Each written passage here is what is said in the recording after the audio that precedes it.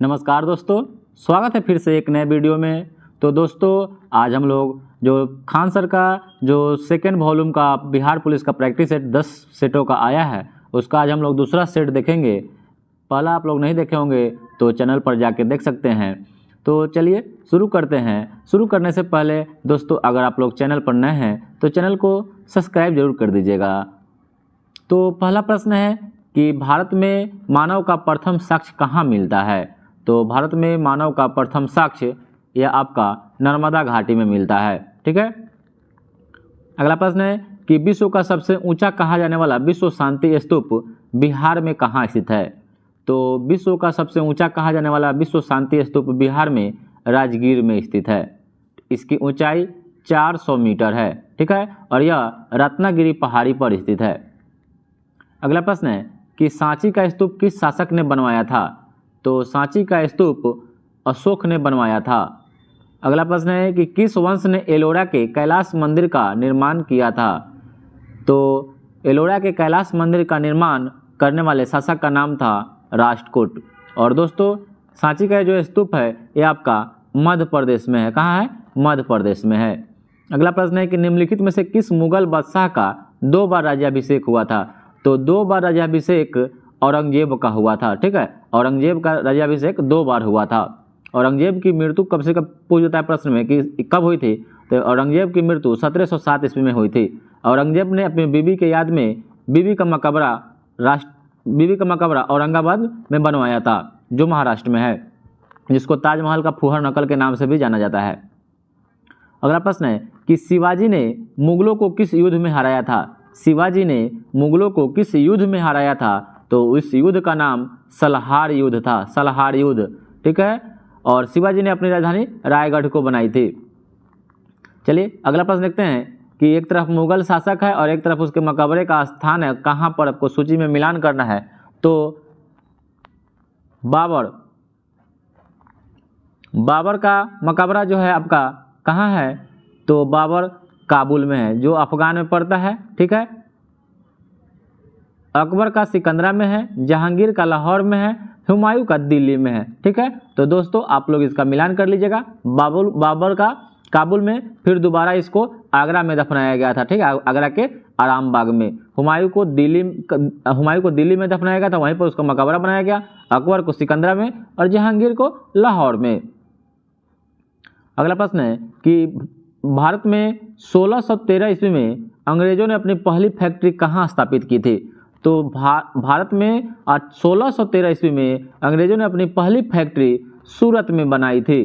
कहाँ बनाई थी? सूरत में बनाई थी। अगला प्रश्न है कि भारतीय पुरातत्व सर्वेक्षण की स्थापना किसके काल में हुई थी? तो भारतीय पुरातत्व सर्वेक्षण की विभाग या लॉर्ड कर्जन के शासनकाल में हुई थी। और लॉर्ड कर्जन के ही शासनकाल में बंगाल का विभाजन हुआ था। बंगाल का विभाजन लॉर्ड कर्जन के ही शासनकाल में 1905 ईस्वी में हुआ था। और इसी के समय स्वदेशी आंदोलन भी बंगाल विभाजन के उपलक्ष्य में शुरू हुआ। अगला प्रश्न है कि भारत का प्रथम आधुनिक पुरुष किसे माना जाता है? तो भारत का प्रथम आधुनिक पुरुष राजा राम मोहन राय को माना जाता है। और राजा राम मोहन राय को भारत का पुण्य जागरण का पिता भी कहा जाता है। ठीक है, नवजागरण का पिता भी कहा जाता है। इन्होंने लॉर्ड विलियम बेंटिंक के सहायता से भारत में सती प्रथा को अंत किया था। अगला प्रश्न है कि राष्ट्रीय आंदोलन में निम्न में से किसको नरम दलीय के तौर पर नहीं जाना जाता है? तो दोस्तों जब कांग्रेस का सूरत का अधिवेशन जब हो रहा था तो उस समय नरम दल और गरम दल में बट गया था। ठीक है, तो उस समय आपको बताना है कि उस समय नरम दल में इसको किसे नहीं माना जाता है? तो बाल गंगाधर तिलक थे या गरम दल से समझ थे, जबकि एमजी रनाडे, गोपाल कृष्ण गोखले और दादा भाई नौरोजी या नरम दल से थे। ठीक है, तो ऑप्शन नंबर आपका ए सही हो जाएगा। अगला प्रश्न है कि फिनिक्स फॉर्म कहाँ स्थित है? फिनिक्स फॉर्म कहाँ है? तो आपका फिनिक्स फॉर्म जो है ना ये आपका डरबन दक्षिण अफ्रीका में है। डरबन दक्षिण अफ्रीका में है। अगला प्रश्न है कि जालियांवाला बाग हत्याकांड के विरुद्ध में वायसराय की कार्यकारिणी परिषद की सदस्यता से किसने इस्तीफा दे दिया था? तो इस्तीफा देने वाले व्यक्ति का नाम था शंकरन नायर। और जालियांवाला बाग हत्याकांड 13 अप्रैल 1919 को हुआ था। अगला प्रश्न है कि भारत छोड़ो आंदोलन कहाँ से शुरू हुआ था? तो भारत छोड़ो आंदोलन की शुरुआत मुंबई से 8 अगस्त 1942 को हुई थी। पूछ जाएगा आपको भारत छोड़ो आंदोलन के समय ब्रिटेन का प्रधानमंत्री कौन था, तो विंस्टन चर्चिल था। अगला प्रश्न है कि बंगाल विभाजन के प्रत्याघात के रूप में कौन सा आंदोलन शुरू हुआ था, तो बंगाल विभाजन जो 1905 में हुआ था उसके प्रत्याघात के रूप में स्वदेशी आंदोलन शुरू हुआ था। और स्वदेशी आंदोलन का जो आपका जिक्र आनंद मठ पुस्तक से मिलता है। कहाँ से मिलता है? आनंद मठ पुस्तक से मिलता है। असहयोग आंदोलन 1920 में शुरू हुआ था। सविनय अवज्ञा आंदोलन 1930 में और पूर्ण स्वराज की मांग 1929 के लाहौर अधिवेशन में रखा गया था। अगला प्रश्न है कि किलिमंजारो एक क्या है, तो किलिमंजारो एक ज्वालामुखी है। किलिमंजारो कहाँ क्या है एक, तो यह एक ज्वालामुखी है। अगला प्रश्न है कि संयुक्त राज्य अमेरिका में सिलिकॉन वैली कहाँ अवस्थित है, तो संयुक्त राज्य अमेरिका में जो सिलिकॉन वैली है आपका यह कहाँ स्थित है, तो यह कैलिफोर्निया में है। जबकि भारत में सिलिकॉन वैली बेंगलुरु को कहा जाता है। सिलिकॉन वैली भारत में बेंगलुरु को कहा जाता है और साइलेंट वैली भारत में केरल में स्थित है। मुख्य घाटी केरल में स्थित है। अगला प्रश्न है कि क्षेत्रफल की दृष्टि से निम्न देशों का आरोही क्रम मतलब बढ़ते क्रम होता है, तो आरोही क्रम में आपको सजाना है क्षेत्रफल की दृष्टि से, तो इसका जो ऑप्शन नंबर सी हो जाएगा अर्जेंटीना, भारत, ऑस्ट्रेलिया, ब्राजील। क्या हो जाएगा? Argentina, Bharat, Australia, Brazil. 8वां नंबर पर अर्जेंटीना, 7वां नंबर पर भारत, उसके बाद ऑस्ट्रेलिया, उसके बाद ब्राजील।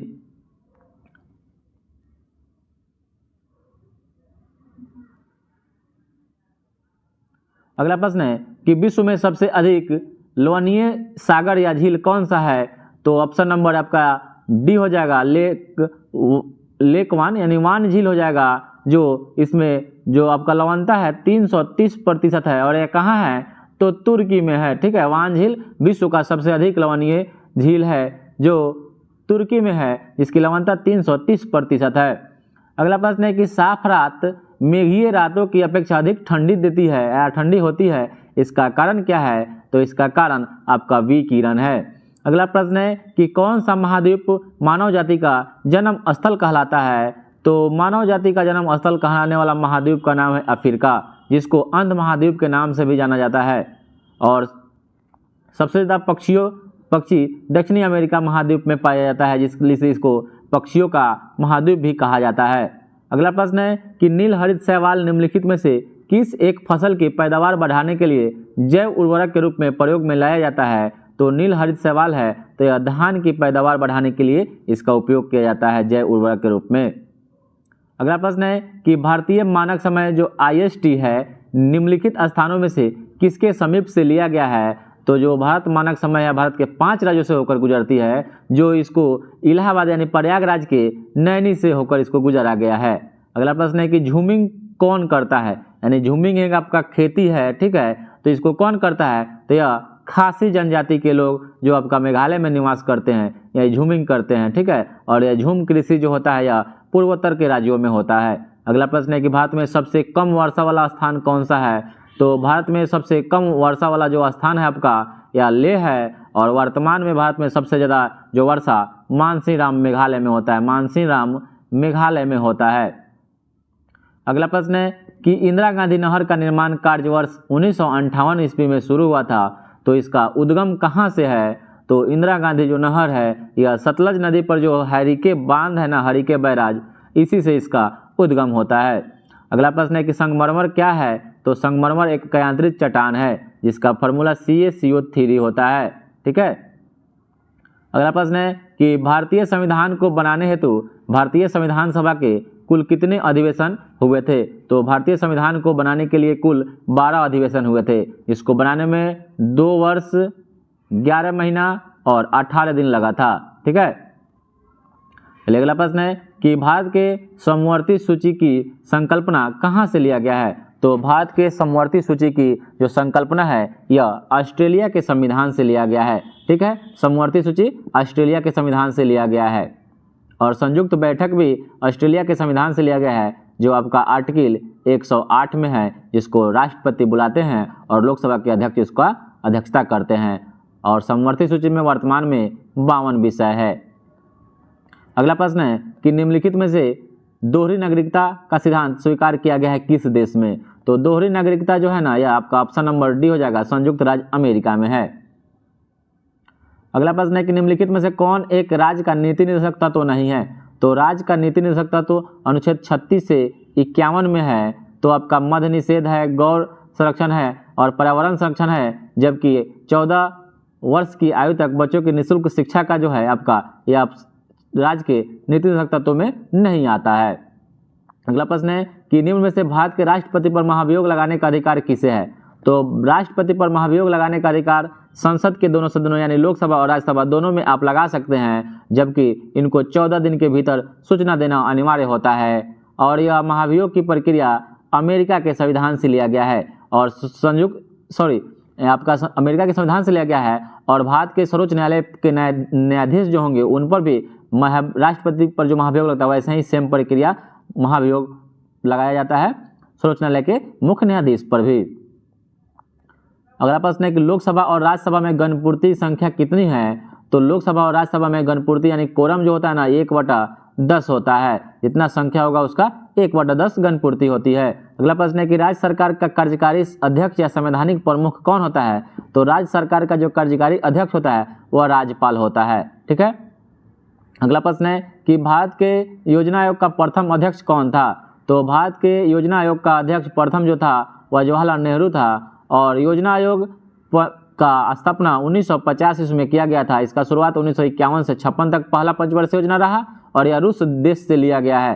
ठीक है। चलिए अगला प्रश्न है कि भारत में मताधिकार और निर्वाचित होने का अधिकार कैसा है?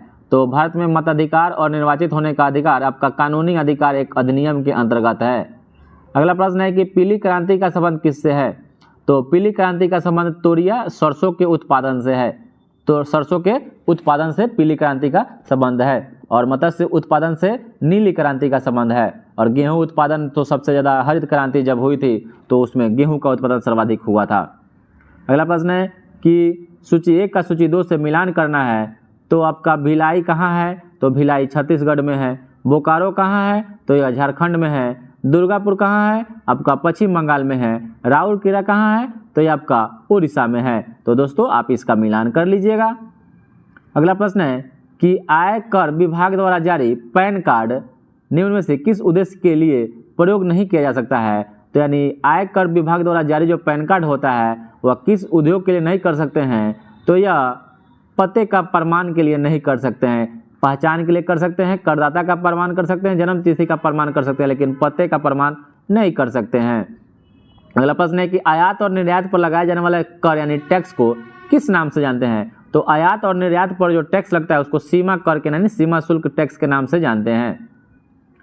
अगला प्रश्न है कि किस पंचवर्षीय योजना के दौरान आपातकाल लगाया गया था और नए चुनाव हुए थे और जनता पार्टी चुनी गई थी? तो यह हो जाएगा 5वीं पंचवर्षीय योजना। 5वीं पंचवर्षीय योजना के समय यह आपातकाल लगाया गया था, नए चुनाव हुए थे और जनता पार्टी की सरकार 1977 में बनी थी। अगला प्रश्न है कि 1 माइक्रोन बराबर होता है। तो जो 1 माइक्रोन होता है वह 1/1000 मिलीमीटर के बराबर होता है।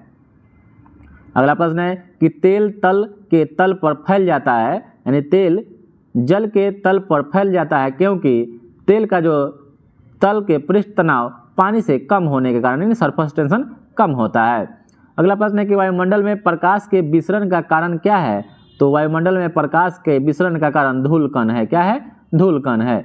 अगला प्रश्न है कि कितने डिग्री पर सेंटीग्रेड और फ़ारेनहाइट तापक्रम का मान समान रहता है? तो यह हो जाता है -40 डिग्री सेल्सियस पर दोनों का मान समान होता है। तो फॉर्मूला आप याद रखिएगा C/5 बराबर F - 32/9। दोनों को करिएगा तो आप यहाँ मान रखिएगा -40 रख के देखिएगा तो दोनों का मान बराबर आ जाएगा। अगला प्रश्न है कि ध्वनि का वेग अधिकतम होता है। तो ध्वनि गमन करने के लिए इसको एक माध्यम की आवश्यकता होती है। तो ध्वनि सबसे अधिक जो इसका चाल होगा वेग होगा वह धातु यानी ठोस माध्यम में होता है। ठीक है। और सबसे कम यानी वो तो गमन ही नहीं करता है तो यह निर्वात में गमन नहीं करता है। और प्रकाश की चाल निर्वात में सबसे ज़्यादा 3 × 10⁸ मीटर पर सेकेंड होती है। अगला प्रश्न है कि टरबाइन व डायनेमो से बिजली प्राप्त करने में किस ऊर्जा को विद्युत ऊर्जा में परिवर्तित करते हैं? तो टरबाइन व डायनेमो से बिजली प्राप्त करने के लिए मैकेनिकल ऊर्जा को विद्युत ऊर्जा में परिवर्तित करते हैं। अगला प्रश्न है कि ब्लैक होल के सिद्धांत को किसने प्रतिपादित किया था? तो ब्लैक होल के सिद्धांत को प्रतिपादित S. चंद्रशेखर ने किया था। अगला प्रश्न है कि गतिज ऊर्जा को कैसे व्यक्त करते हैं? तो गतिज ऊर्जा का फॉर्मूला आपको बताना है, तो के ई, इसको के काइनेटिक एनर्जी बराबर हाफ mv² होता है और पोटेंशियल पी यानी पोटेंशियल एनर्जी बराबर mgh होता है और दोनों में समानता होता है p²/2m होता है। ये भी बात याद रखिएगा, सीधे सीधे आपका प्रश्न इसी पर छप जाता है। अगला प्रश्न है कि त्वरित चालक बनाए जाते हैं, तो जो त्वरित चालक होते हैं वह तांबे के बनाए जाते हैं और त्वरित चालक का खोज बेंजामिन फ्रैंकलिन के द्वारा किया गया था। बेंजामिन फ्रैंकलिन के द्वारा त्वरित चालक का खोज किया गया था या आविष्कार किया गया था, जो भी कहिए। अगला प्रश्न है कि लेंस की क्षमता मापी जाती है, तो लेंस की क्षमता डायोप्टर में मापी जाती है। लेंस की क्षमता डायोप्टर में छापी जाती है, यानी D=1/f होता है। ठीक है, D=1/f होता है। अगला प्रश्न है कि हीलियम के नाभिक में क्या पाया जाता है या क्या होता है, तो हीलियम के नाभिक में 2 प्रोटॉन और 2 न्यूट्रॉन होता है। अगला प्रश्न है कि मोती के मुख्य अवयव हैं, तो मोती के मुख्य अवयव ये हो जाएगा एरागोनाइट और क्रांचियोलिन होता है। अगला प्रश्न है कि टेफ्लॉन क्या है, तो टेफ्लॉन एक क्या है, तो टेफ्लॉन एक फ्लोरोकार्बन है। क्या है? फ्लोरोकार्बन है। अगला प्रश्न है कि लंबे समय तक कठोर कार्य के पश्चात मांसपेशियों में थकान अनुभव होने लगता है या दर्द होने लगता है, तो यह हो जाता है लैक्टिक एसिड के कारण। तो दोस्तों यह जो सेट है यह एक बहुत ही रिवीजन की तरफ रिवीजन के मान सकते हैं कि रिवीजन सेट है और यह जो 1 अक्टूबर और 2 अक्टूबर को जो एग्जाम हुआ है सेम टू सेम उसी के बेसिस पर यह सेट बनाया गया है। तो दोस्तों आप लोग इसको जरूर बनाइए और 10 सेट है, एग्जाम से पहले इसको आप लोग बना जाइए।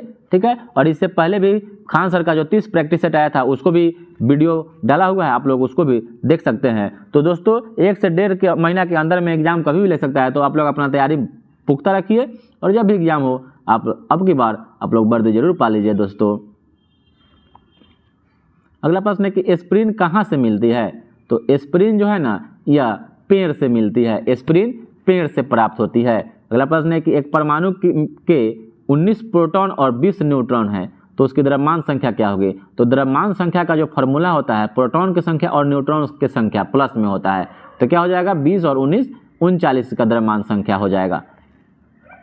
अगला प्रश्न है कि कार्बन डाइऑक्साइड की प्रकृति कैसे होती है, यानी CO2 की जो प्रकृति होती है यह स्वाद में खट्टा होता है। ठीक है, अगला प्रश्न है कि वृद्धावस्था एवं काल प्रभावन के विषय में ज्ञात करने की विधा को क्या कहते हैं, यानी वृद्धावस्था का अध्ययन क्या कहलाता है, तो इसको आपको जेरेंटोलॉजी बोलते हैं। क्या बोलते हैं? जुगनू क्या होता है, तो जुगनू एक कीट होता है। अगला प्रश्न है कि जीवों में आनुवांशिक लक्षण संतान में ले जाए जाते हैं किसके द्वारा, तो जीवों में जो आनुवांशिक लक्षण होते हैं वह क्रोमोसोम के द्वारा ले जाया जाता है। ठीक है, क्रोमोसोम के द्वारा, और राइबोसोम या प्रोटीन का संश्लेषण करता है, लाइसोसोम या आत्महत्या की थैली कहलाता है। अगला प्रश्न है कि दांतों पर जमी जो परतें बनी होती है, तो दांतों पर जो जमी परतें बन जाती है क्यों, क्योंकि जो भोजन के कण होते हैं, थूक होते हैं, मुख्य अम्ल और बैक्टीरिया के कारण बन जाते हैं। अगला प्रश्न है कि WC का बनना और RBC का विनाश कहाँ होता है, तो WC का निर्माण और RBC दोनों का निर्माण आपका कहाँ होता है, अस्थि मज्जा में होता है, लेकिन WC का निर्माण आपका यकृत में होता है और RBC का विनाश भी यकृत में हो जाता है। और RBC का जो कब्र कहते हैं प्लीहा और तीली को कहते हैं। अगला प्रश्न है कि विटामिन डी का अल्पता से कौन सा रोग होता है, तो विटामिन डी की कमी से आपका रिकेट्स रोग हो जाता है और बेरी विटामिन B1 की कमी से होता है। अगला प्रश्न है कि बीमारी का पता लगाने के लिए MRI का मतलब क्या होता है, तो आपको बताना है कि MRI का फुल फॉर्म क्या होता है, तो ये हो जाता है मैग्नेटिक रेजोनेंस इमेजिंग होता है, तो इमेजिन, तो इसका फुल फॉर्म हो जाएगा मैग्नेटिक रेजोनेंस इमेजिंग, चुंबकीय रेजोनेंस चित्रीकरण हो जाएगा। अगला प्रश्न है कि BCG का टीका नवजात शिशु को कितने दिन के भीतर लगाना चाहिए, तो BCG का टीका बैसिलस कामेट-ग्यूरिन का जो टीका होता है यह जन्म के तुरंत बाद लगाया जाना चाहिए। आयोडीन किससे प्राप्त होता है, तो जो आयोडीन है ना एक लेमिनेरिया नामक जो कवक है, लेमिनेरिया एक शैवाल है, उसी से आपका आयोडीन प्राप्त होता है। अगला प्रश्न है कि भारतीय सर्वेक्षण विभाग निम्न से किसके अधीनस्थ कार्य करता है या किसके अधीनस्थ है, तो भारतीय सर्वेक्षण विभाग यह विज्ञान और प्रौद्योगिकी मंत्रालय के अधीनस्थ होता है। अगला प्रश्न है कि एशियाटिक बब्बर शेर का निवास स्थान आपको बताना है कहाँ है, तो एशियाटिक बब्बर शेर यह गिर वन में पाया जाता है, जो गिर वन कहाँ है, तो गुजरात में है। अगला प्रश्न है कि संयुक्त राष्ट्र संघ यूएनओ दिवस कब मनाया जाता है, तो यह 24 अक्टूबर को मनाया जाता है। इसका स्थापना 1945 को हुआ था। वर्तमान में इसमें 193 देश हैं, 193 देश है, 193। अगला प्रश्न है कि विश्व में सर्वाधिक लोकप्रिय खेल कौन सा है?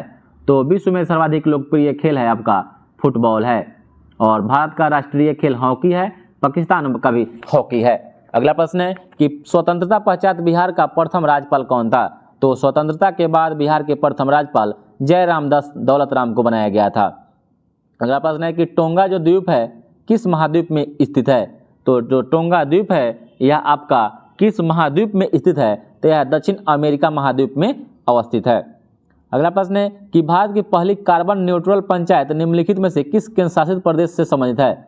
तो भारत की पहली कार्बन न्यूट्रल पंचायत किस केंद्र शासित प्रदेश से संबंधित है? तो यह हो जाएगा जम्मू कश्मीर से।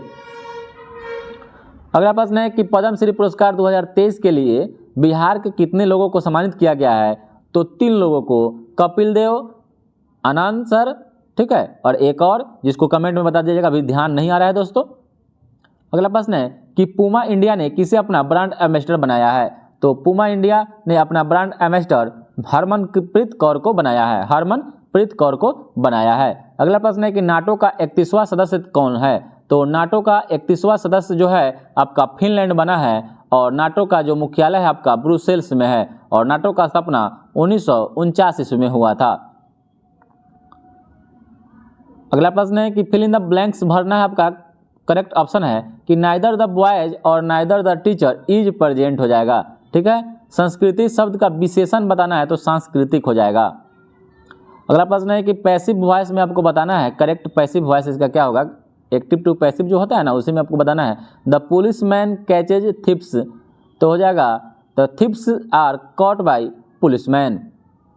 अगला प्रश्न है कि चूज द करेक्ट ऑप्शन, इसमें से बताना है कि who was blind in the story the eyes are not there not here, तो हो जाएगा द नरेटर हो जाएगा। और भारत माता कविता के रचनाकार कौन है? तो भारत माता कविता के रचनाकार सुमित्रा नंदन पंत है और कामायनी के लेखक जयशंकर प्रसाद है। यामा के लेखक महादेवी वर्मा है। अगला प्रश्न है कि नाइदर द बॉयज और neither the teacher is present हो जाएगा। फणीश्वरनाथ रेणु के द्वारा रचित कहानी आपको बताना है तो हो जाएगा लाल पान की बेगम। और जितेंद्रिय शब्द का सही विच्छेद आपको बताना है तो जित जोर इंद्रिय हो जाएगा। अगला प्रश्न है कि choose the correct option fill in the blanks में बताना है कि Saint Ravidas was cobbler by profession, ठीक है, कोबलर हो जाएगा मोची। और लता का कोई भी गाना लीजिए तो उसमें 100% या गानपन मिलता है। अगला प्रश्न है कि क्या आप पुनर्जन्म में विश्वास करते हैं? क्या आप पुनर्जन्म में विश्वास करते हैं? तो do you have faith in rebirth. अगला प्रश्न है कि he is good in both studies and games, तो इसका मतलब हो जाएगा हिंदी रूपांतरण आपको बताना है वह पढ़ाई और खेल दोनों में अच्छा है। और जो बहुत कुछ जानता है उसको एक शब्द में बहुज्ञ बोलते हैं और जो सब कुछ जानता है उसको सर्वज्ञ ही मैंने भगवान को मानते हैं।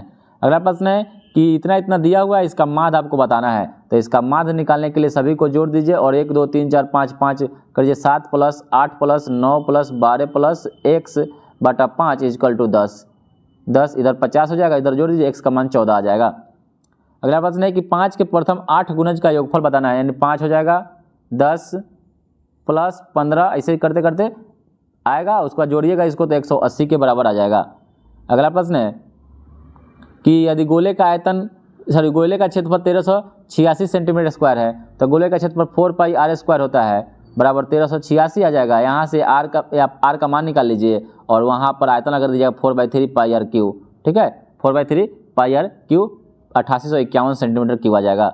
अगला प्रश्न है कि महात्मा गांधी का जन्म 2 अक्टूबर 1869 को गुजरात के पोरबंदर में हुआ था। इसका आपको अंग्रेजी में सही अनुवाद बताना है तो ऑप्शन नंबर बी हो जाएगा कि Mahatma Gandhi was born at Porbandar in Gujarat on 2 October 1869। अगला प्रश्न है कि वह परिश्रम करता तो प्रथम श्रेणी में उत्तीर्ण होता, यह किस प्रकार का वाक्य है? तो इसमें क्या एक संकेत बताया जा रहा है कि वह अगर परिश्रम करता तो प्रथम श्रेणी से पास हो जाता है तो यह क्या हो जाएगा संकेतार्थक वाक्य हो जाएगा। अगला प्रश्न है कि 2 कार एक स्थान से यानी एक ही बिंदु से चल रही है और एक ही दिशा में जा रही है तो दोनों का चाल 170 160 है तो दोनों एक ही अगर दिशा में जाती है, दोनों एक ही दिशा में, तो वहाँ पर चाल को घटा लिया जाता है दूरी भी घट जाता है, घटा लिया जाता है, ठीक है, दूरी नहीं घटता है, चाल घटा लिया जाता है। अगर दोनों असमान दिशा में जाता है, दोनों विपरीत दिशा में, तो वहाँ जोड़ दिया जाता है। तो यहाँ हो जाएगा दोनों का अंतर 10 और 6 घंटों के बीच, तो यहाँ 60 किलोमीटर का अंतर हो जाएगा। अगला प्रश्न है कि ए तथा बी असंयुक्त समुच्चय है, एन ए संयुक्त का मान आपको बताना है, तो हो जाएगा n a plus n b हो जाएगा। और a plus 3 plus 6 dot 10 n into n plus 1/2 के बराबर क्या हो जाएगा। तो इसका फॉर्मूला पर यह प्रश्न है, तो n into n plus 1 into n by 6/6 हो जाएगा। ऑप्शन नंबर 20 सही हो जाएगा। तो दोस्तों इतना ही, फिर दूसरे वीडियो में आप लोग 100 प्रश्नों का संग्रह देखिएगा। तो कमेंट में जरूर बताइएगा दोस्तों कि आप लोग 100 प्रश्नों के संग्रह में आपका कितना सही